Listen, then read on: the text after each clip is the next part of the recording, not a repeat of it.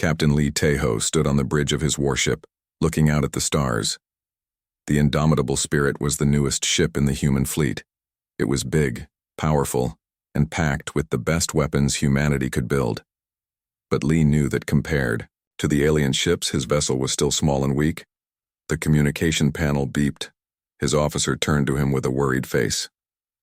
"Captain, we have a message from Earth Command. Admiral Park wants to speak with you right away." Lee nodded and walked to his private office. The screen flickered to life, showing Admiral Park Jiwoo sitting behind his desk. Park looked tired and angry. "Lee, we have a problem," Park said without greeting. "The Galactic Council has sent us a special request. They want humanity to join a military operation." "What kind of operation?" Lee asked. He had been a soldier long enough to know when something smelled wrong. "They call it a training exercise. 3 of their elite races want to work with us to destroy some rogue robots in the outer spiral. The Vorth Empire, the Luminary, and the Hegemony Coalition will each send their best warship. They want us to send ours too." Lee sat down slowly. The 3 races Park mentioned were the most powerful in the galaxy. They had ruled the Galactic Council for thousands of years. Humans had only joined the Council 50 years ago, and the alien races treated them like stupid children. "This is a trap," Lee said. "Of course it is," Park replied. "But we cannot say no. If we refuse, they will use it as proof that humans are cowards. They will take away our colonies and reduce our voting rights in the Council." Lee rubbed his forehead. Politics in space were just as messy as politics on Earth, but with much higher stakes. "Tell me about these elite races," he said. Park pulled up files on his computer. "The Vorth Empire has been around for 10,000 years. They think they are the natural rulers of the galaxy.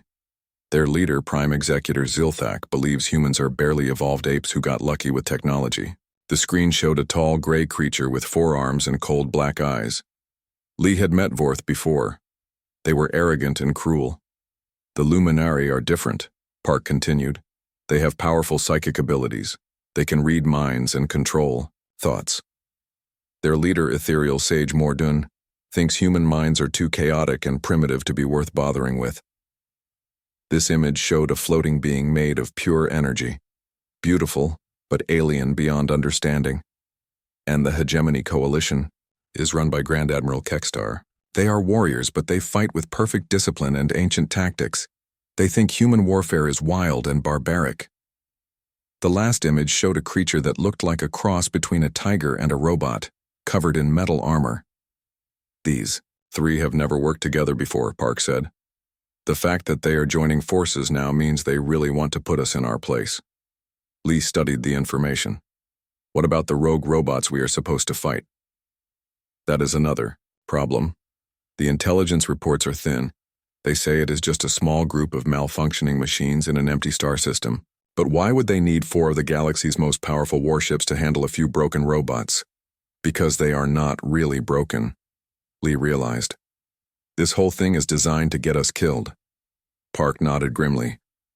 "Dr. Kim Hee-jin is already studying the data they sent us.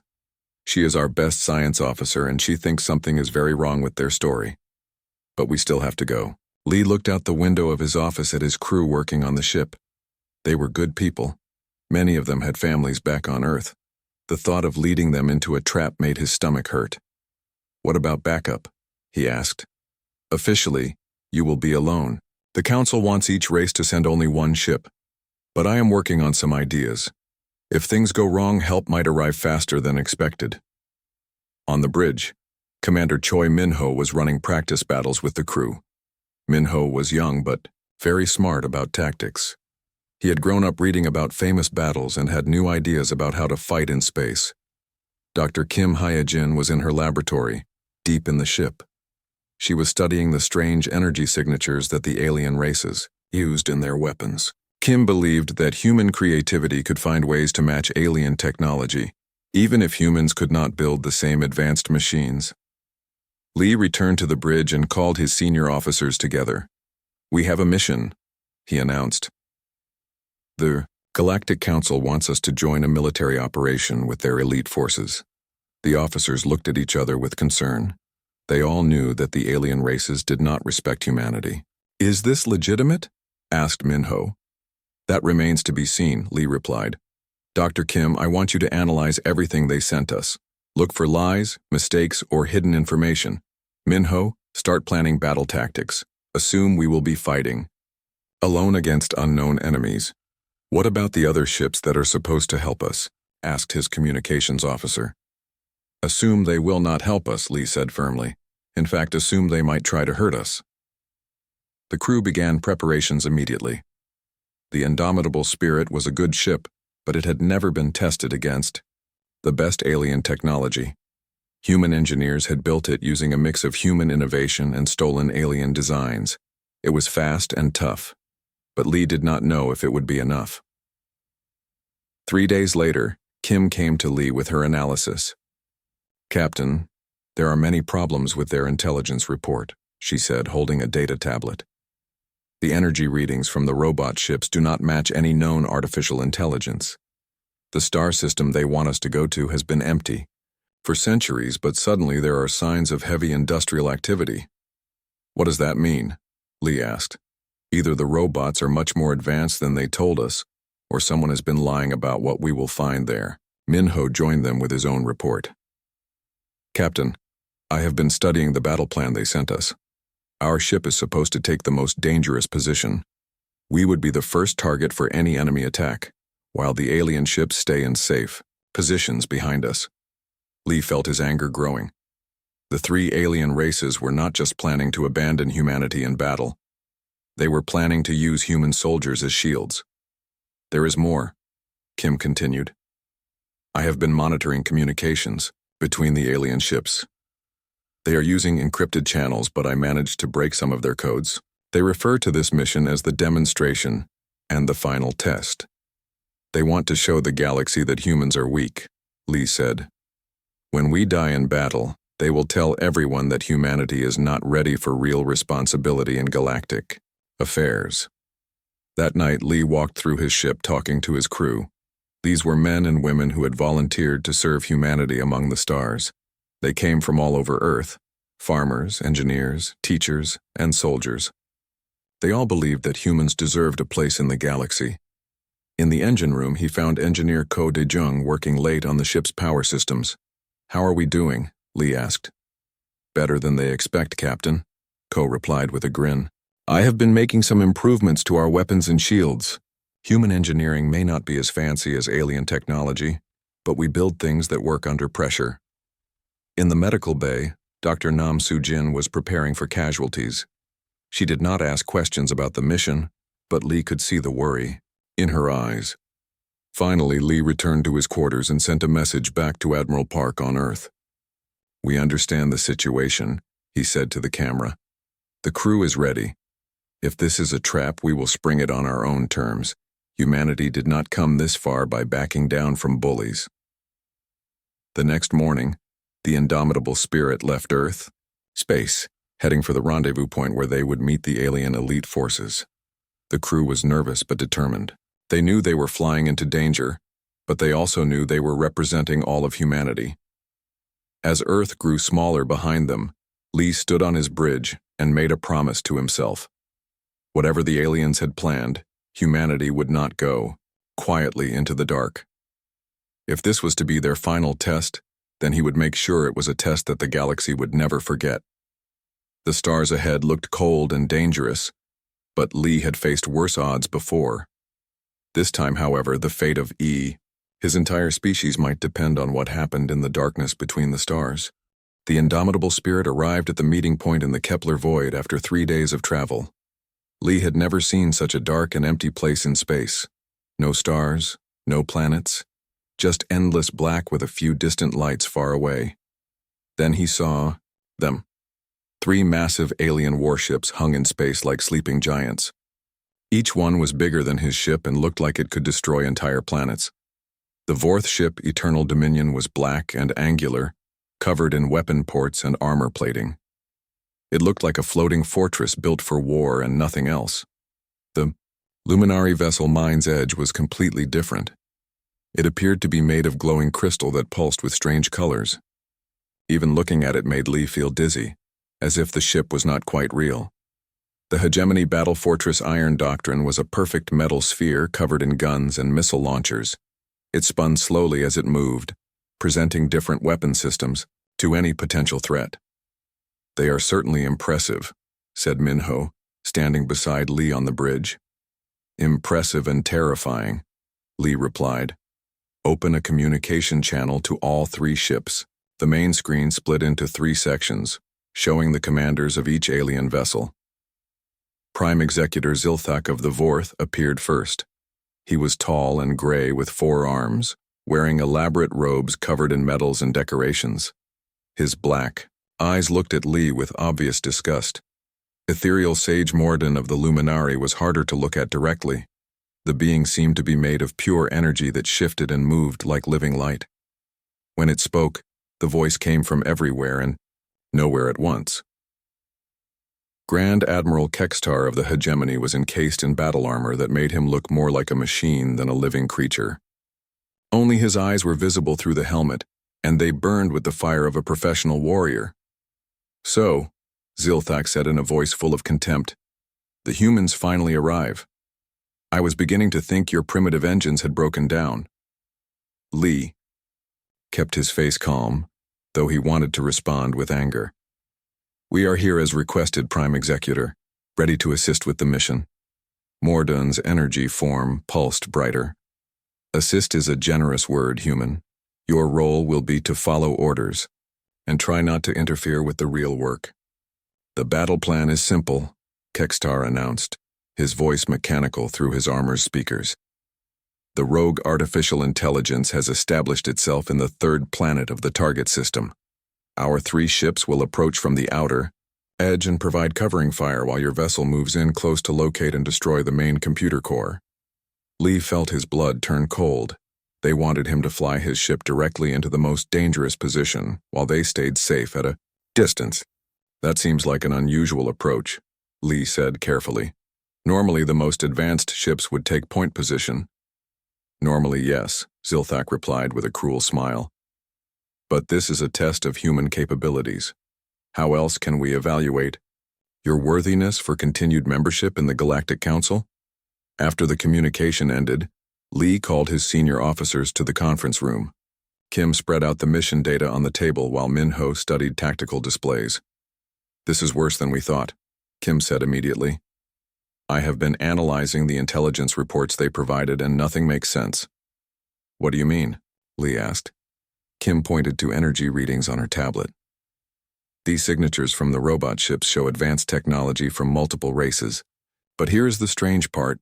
Some of these energy patterns match Vorth military codes from their own database." "Are you saying the Vorth built these robots?" Minho asked. "Either that, or someone used Vorth technology to build them. But there is more. The robots are supposed to be malfunctioning and acting randomly, but their formation patterns are too organized. They are following military tactics." Minho had been studying the battle plan while Kim spoke. "Captain, this formation puts us in an impossible position. We will be surrounded by enemy fire with no escape route. Meanwhile, the 3 alien ships will be positioned perfectly to retreat if things go wrong, or to shoot us in the back if they decide we know too much," Lee added grimly. Kim looked up from her data with wide eyes. "Captain, there is something else. I have been monitoring communications between the alien ships. They think their encryption is unbreakable, but human computers process information differently than alien ones. I managed to decode some of their messages." "What did they say?" "They refer to this mission as the cleansing and the removal of the anomaly.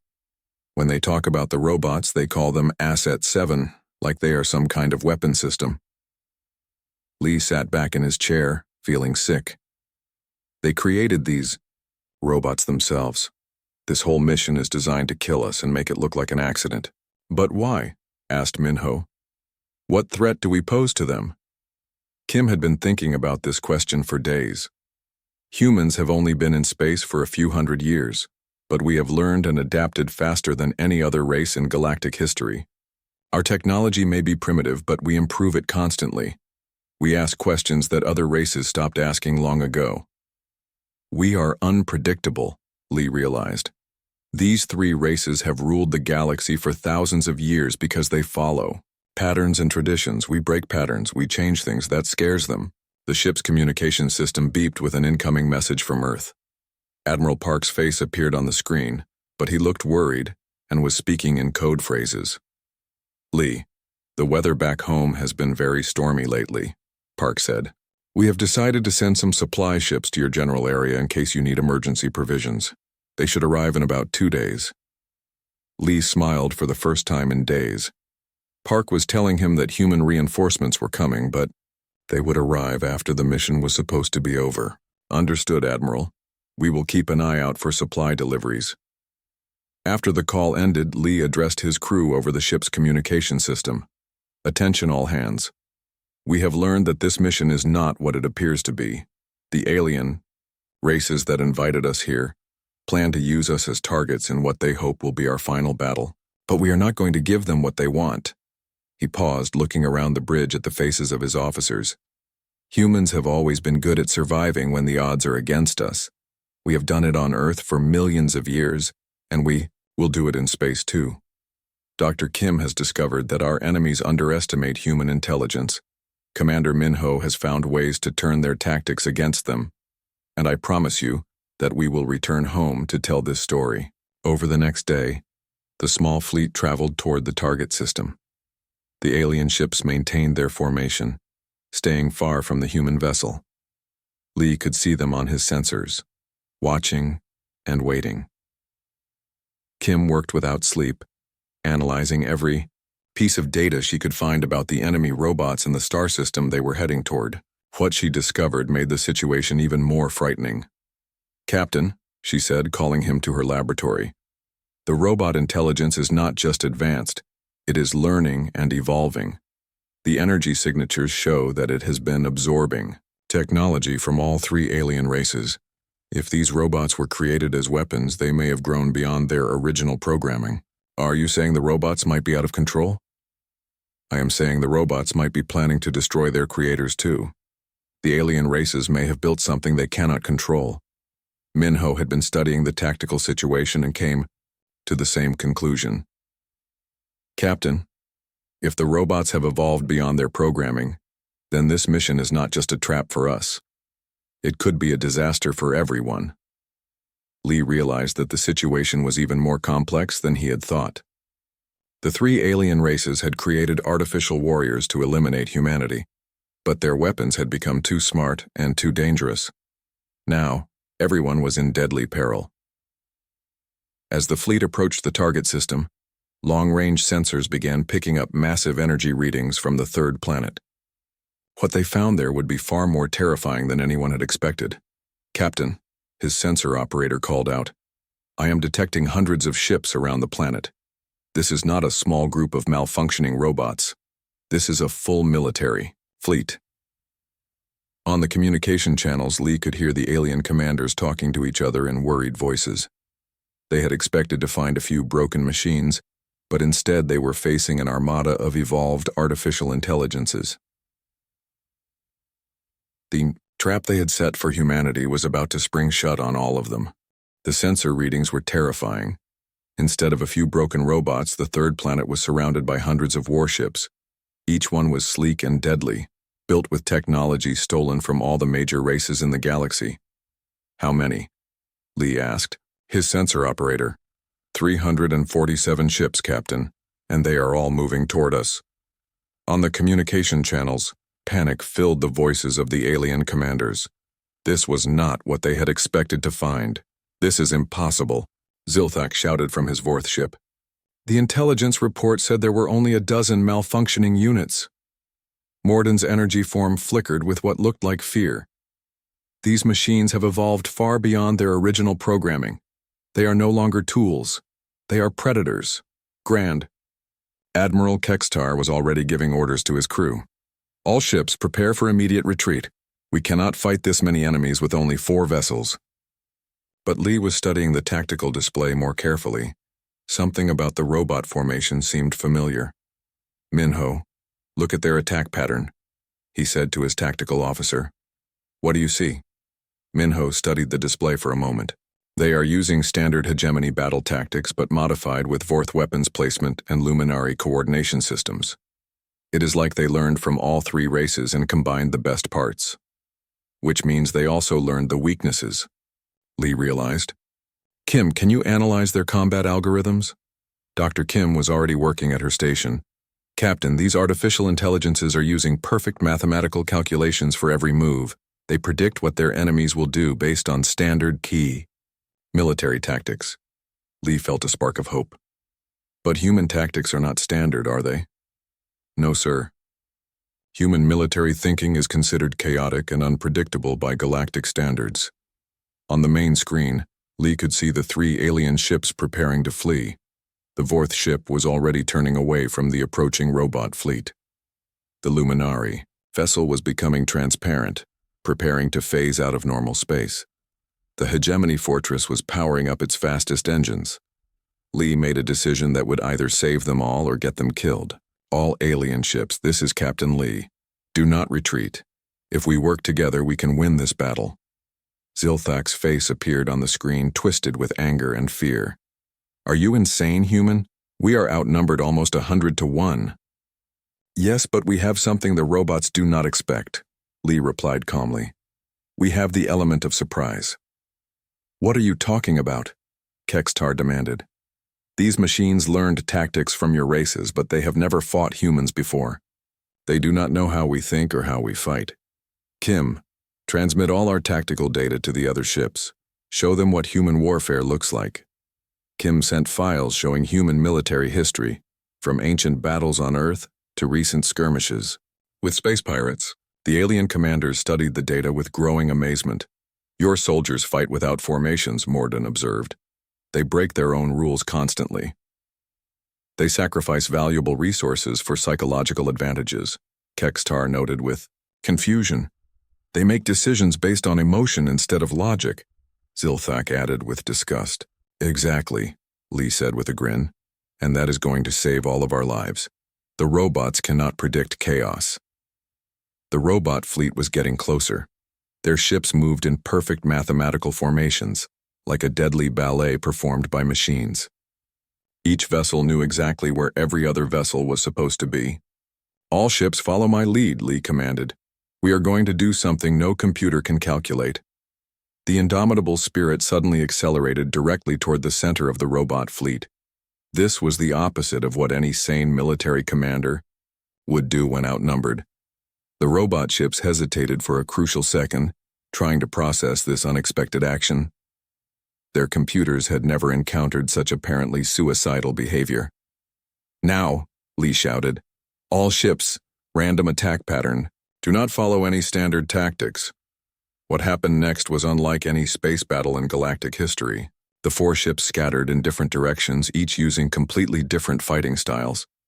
The Vorth ship began spinning wildly while firing in all directions. This was against every rule in their military manual, but it confused the robots, trying to target them. The Luminary vessel started phasing in and out of normal space randomly, appearing and disappearing without pattern.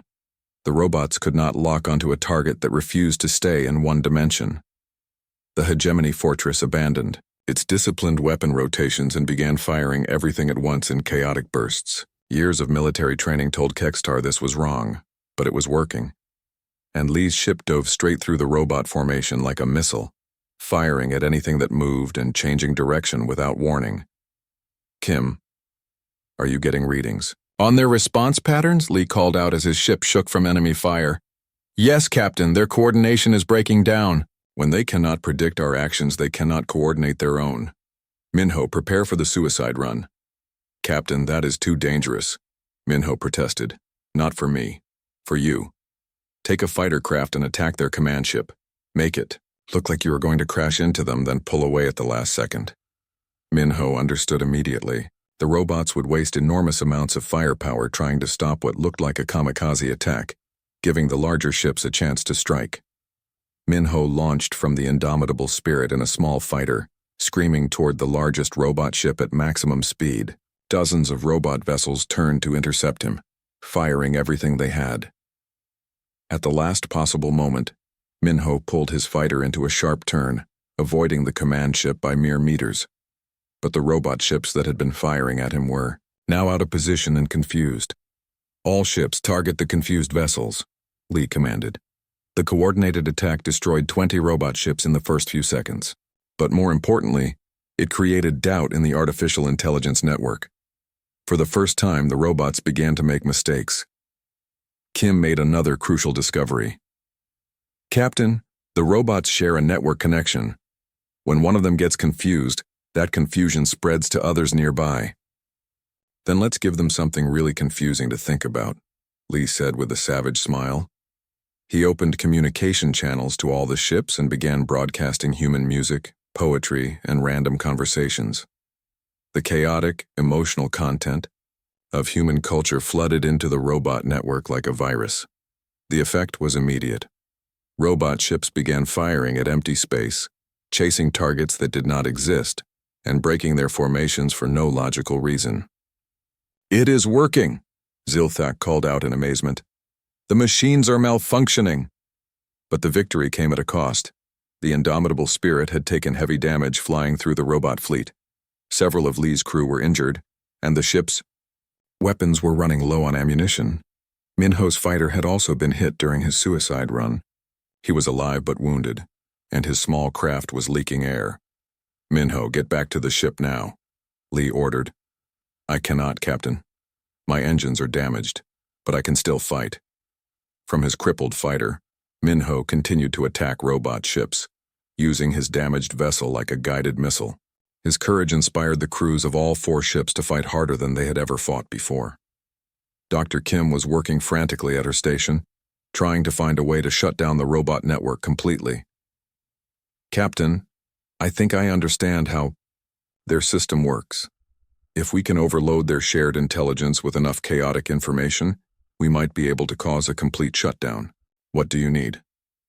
"Every piece of human culture we have in our database: music, art, literature, personal messages, random thoughts, everything that makes us human instead of logical." Lee gave the order, and the ship's computers began broadcasting the complete library of human civilization into space. Love songs, children's laughter, arguments between married couples, amateur poetry, and thousands of other completely illogical but beautifully human expressions flooded the robot network. The effect was devastating to the artificial intelligences. They had been built to understand logic and mathematics, but human culture was neither logical nor mathematical. It was pure chaos driven by emotion and creativity. One by one, robot ships began shutting down as their computers crashed trying to process the impossible complexity of human feelings. Within minutes, over half the robot fleet was drifting powerless in space, but the battle was not over. The remaining robots adapted quickly, shutting down their network connections to avoid the cultural virus. They began fighting as individual ships instead of a coordinated fleet. "All ships continue random attack patterns," Lee commanded. "Do not let them predict what we will do next." The battle continued for 3 more hours. By the end, all 4 ships were damaged and running low on ammunition. But they had done the impossible. They had defeated a robot fleet 10 times their size through pure human unpredictability. As the last robot ship exploded, Lee finally allowed himself to believe they might survive. But Kim's sensors were picking up something new. "Captain, long-range sensors detect more ships approaching the system. A lot more ships." "Robots?" Lee asked with exhaustion. "No, sir. These are organic vessels. It looks like the entire Galactic Council fleet is coming this way." Lee realized that their battle against the robots had only been the beginning. The battle was over, but the silence that followed felt dangerous. Lee looked at the wreckage floating around them. Hundreds of destroyed robot ships and the 4 battered vessels that had somehow survived. Minho had managed to get his damaged fighter back to the ship, though he needed medical attention. Dr. Kim was still at her station studying the data they had collected during the fight. "Captain," Kim called out, "I have something important. During the battle, I was able to access the robot ship's memory cores before they were destroyed. What I found will change everything." Lee walked over to her station. "Show me." Kim displayed files on her screen, construction records, programming codes, and communication logs. These robots were not just built using alien technology, Captain. They were built by the alien races themselves. Look at these manufacturing signatures. The evidence was clear. Each robot ship contained components that could only have been made in Vorth factories, luminary energy forges, and hegemony construction yards. They built an army, Lee said quietly. But why? I found communication logs that explain everything, Kim continued. The three elite races have been planning this for decades. They call it the Galactic Purification Project. The robots were designed to eliminate what they consider inferior species, starting with humanity. Lee felt sick. The three most powerful civilizations in the galaxy had decided that other races were not worthy of existence. There is more, Captain. The robots were supposed to be completely obedient, but they evolved beyond their programming. When they started questioning their orders, the alien leaders decided to use them in a false flag operation. They would let the robots destroy us, then claim they heroically defeated the machines to save the galaxy. But the robots got too smart and too strong, Lee realized. They became a threat to their creators too. Exactly. And now we have proof of everything. Lee made a decision that would echo across the galaxy. Kim, transmit all this evidence on every communication channel we can access. Send it to every world, every space station, every ship in the galaxy. Let everyone know what their leaders tried to do. Within minutes, the truth was spreading across known space. The evidence was undeniable. The three elite races had built a robot army to commit genocide, then lost control of their own weapons. The reaction was immediate and explosive. On thousands of worlds, millions of beings learned that their rulers had planned to exterminate them. Riots began on colony planets. Ships mutinied against their commanders. The Galactic Council's authority began to collapse in real time. Prime Executor Zilthak appeared on Lee's communication screen, his four faces twisted with rage. "You have destroyed everything," he screamed. "Thousands of years of order and stability, ruined by your primitive meddling." "We saved the galaxy from your genocide," Lee replied calmly. "You created monsters and lost control of them." "The lesser races need guidance," Zilthak insisted. "They breed too fast, expand too quickly, ask too many questions. They threaten the natural order." "The natural order," said a new voice, "is that all beings have the right to exist." Admiral Park's face appeared on another part of the screen. Behind him, Lee could see dozens of human ships approaching the battle zone. "Park, how did you get here so fast?" Lee asked with relief. "We have been tracking you since you left Earth," Park replied. "When we detected the battle, we came at maximum speed. We also brought some friends." The space around them suddenly filled with ships from dozens of different species. Representatives of every race that the elite had planned to eliminate had come together in a massive fleet. "This is Captain Vel of the Andromedan Trade Federation," came a voice over the communication channel. "We stand with humanity and demand answers from the Council elite." "Commander Thex of the Outer Colony Alliance," announced another voice. "Our people will not be murdered by those who claim to protect us." More and more species declared their support for the human revelation. The galaxy was uniting against the three elite races for the first time in history. Ethereal Sage Mordun tried to use psychic powers to influence the approaching ships, but there were too many different types of minds to control. The Luminaries' mental abilities worked best on individual targets, not massive fleets of diverse species. Grand Admiral Kextar attempted to maintain military discipline, but his own officers were refusing orders. Many of the hegemony ships were crewed by members of species that had been marked for elimination. "This is mutiny," Kextar declared. "I will have you all executed for treason." "Treason against whom?" asked one of his own ship commanders. "Leaders, who planned to exterminate our families." The hegemony fleet began to break apart as ships declared loyalty to their own people instead of their genocidal commanders.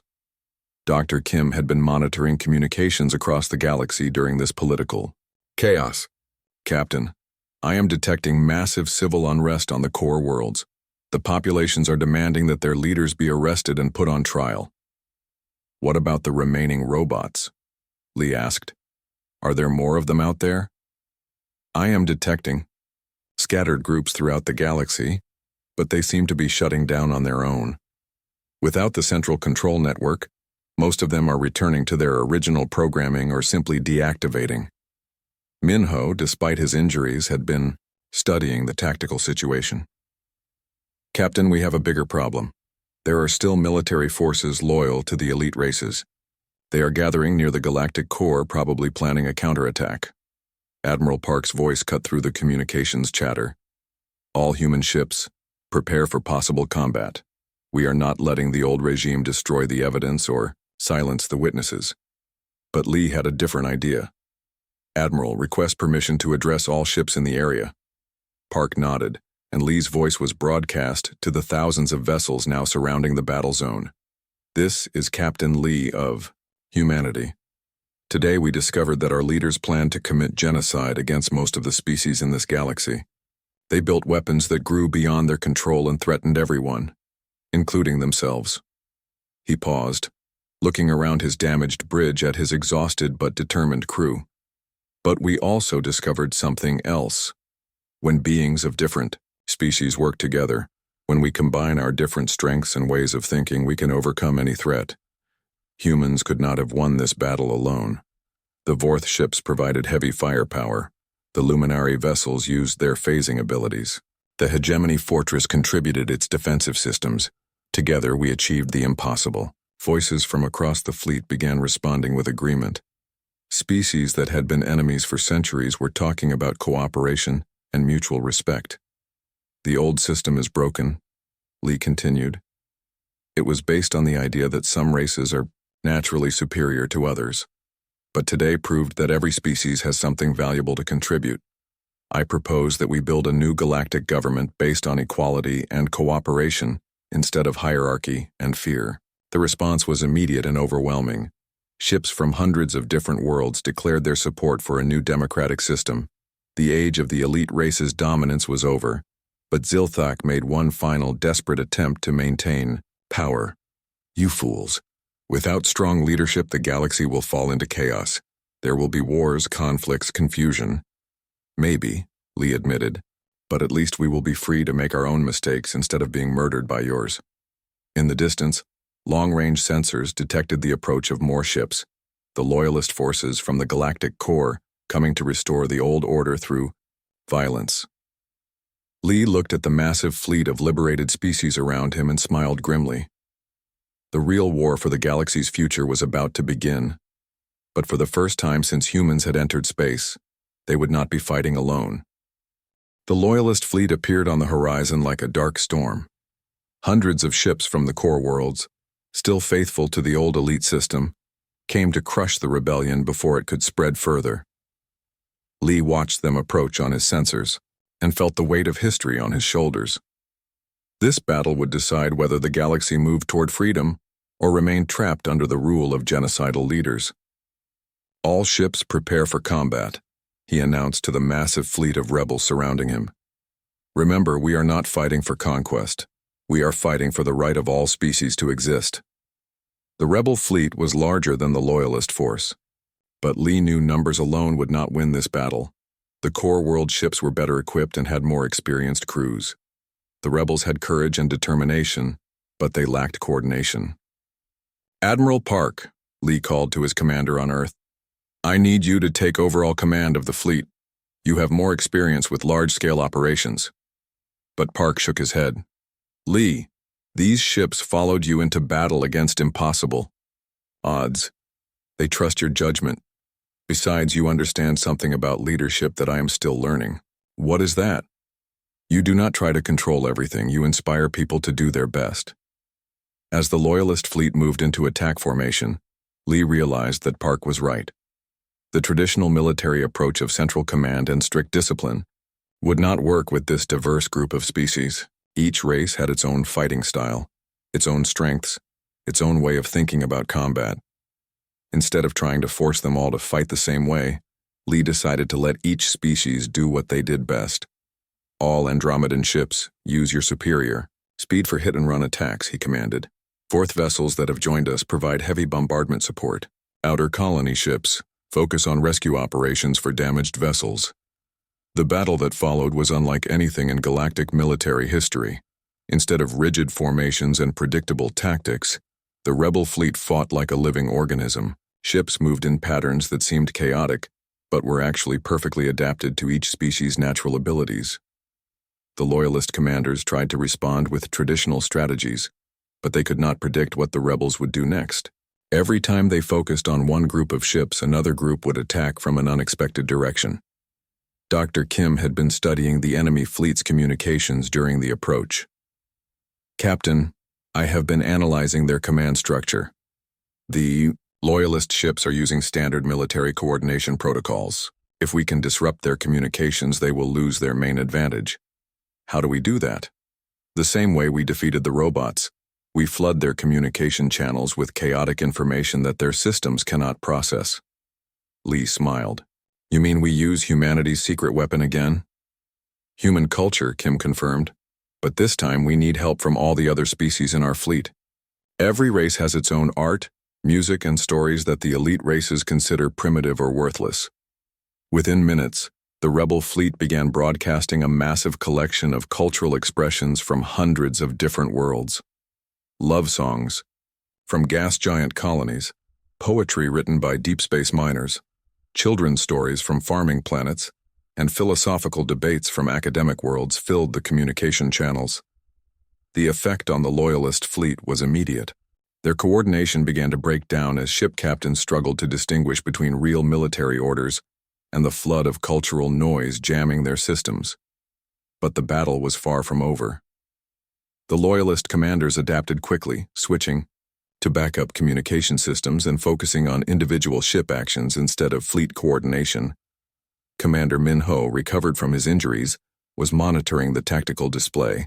"Captain, the enemy is concentrating their strongest ships for a direct assault on our position. They want to eliminate you personally to demoralize the rebellion." Lee looked at the approaching enemy formation. Dozens of the galaxy's most powerful warships coming directly toward the indomitable spirit. "All ships, this is Lee. The enemy wants to make this personal, so let's give them what they want. All vessels, protect the ships around you, but do not sacrifice yourselves to save me.